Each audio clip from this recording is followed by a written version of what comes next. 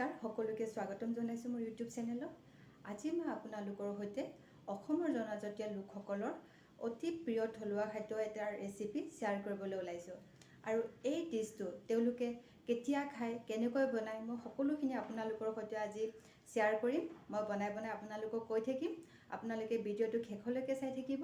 আৰু এতিয়া আমাক এই ৰেচিপিটো বনাবলৈ কি কি সামগ্ৰী লাগে আমি চাওঁ আহক।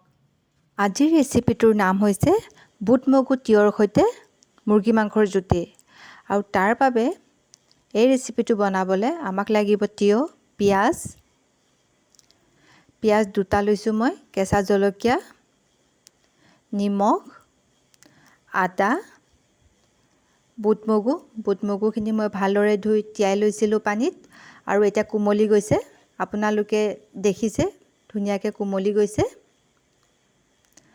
আৰু মই লৈছোঁ অলপমান মুৰ্গী মাংস, আৰু এই মুৰ্গী মাংসখিনি মই অলপমান হাফ ফ্ৰাই কৰি ল'ম। আৰু মই লৈছোঁ এটা আলু মিডিয়াম চাইজৰ লৈছোঁ, পাঁচফোৰণ আৰু তেজপাত। আৰু এই মই মুৰ্গী মাংস ফ্ৰাই কৰা তেলখিনিতেই পাঁচফোৰণ আৰু কেঁচা জলকীয়া এটা দি লৈছোঁ।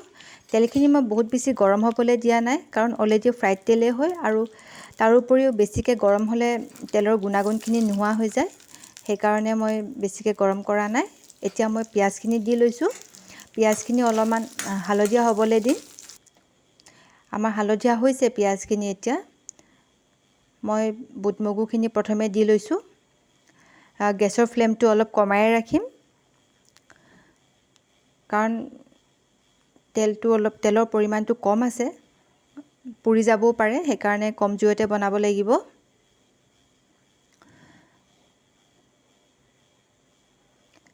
এনেকৈ ভালদৰে লৰাই দিছোঁ। আৰু এতিয়া তিয়হ আৰু আলুখিনি মই একেলগে দি দিম কেৰাহীত। দি মই ভালদৰে লৰাই দিম।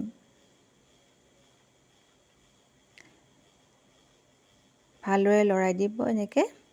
এই ৰেচিপিটো জনজাতীয় গোষ্ঠীৰ লোকসকলে ঘৰত বনাই খোৱাতকৈ, অকলে বনাই খোৱাতকৈ সমাজৰভাৱে বেছিকৈ খায়। এতিয়া মই নিমখটো দি লৈছোঁ, সোৱাদ অনুসৰি দিছোঁ। পিছত আৰু দিব পাৰিব, মই এতিয়া কমকৈ দি লৈছোঁ। আৰু এনেকৈ ভালদৰে লৰাই অলপ সময় তেজপাত দিছোঁ। অলপ সময়ৰ পিছত এনেকুৱা হৈছে, মই ঢাকি দিছিলোঁ।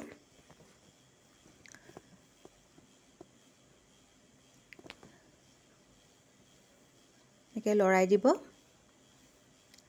আৰু এতিয়া মই মাংসখিনি দি ল'ম।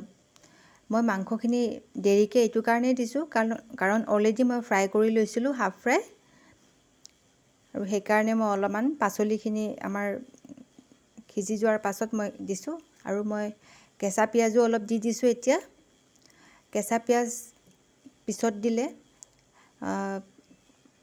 ৰন্ধা খাদ্যটোৰ সোৱাদটো অলপ বেলেগ হয়, ভালো লাগে, মিঠা মিঠা ফ্লেভাৰ এটা আহে।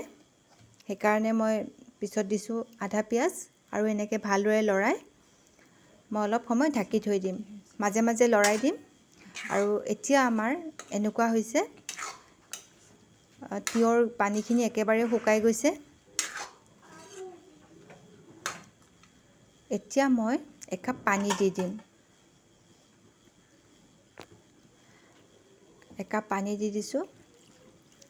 আৰু এই পানীখিনি যেতিয়া উতলিব, তেতিয়া আদা পিহি পেলাই আৰু কেঁচা জলকীয়া কেইটামান দি দিব।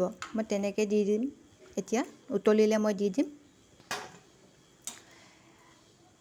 জনজাতীয় গোষ্ঠীৰ লোকসকলৰ যেতিয়া পূজা পাৰ্বণ হয় বা কিবা সকাম হয়, তেতিয়া এনেকৈ বুট মগু সকলোকে ভগাই দিয়ে। যিবোৰ অতিথি আহে তেওঁলোকক ভগাই দিয়ে। আমাৰ ৰেচিপিটো এতিয়া পানীখিনি শুকাইছে, আৰু মই আকৌ অলপ সময় ঢাকি দিছোঁ।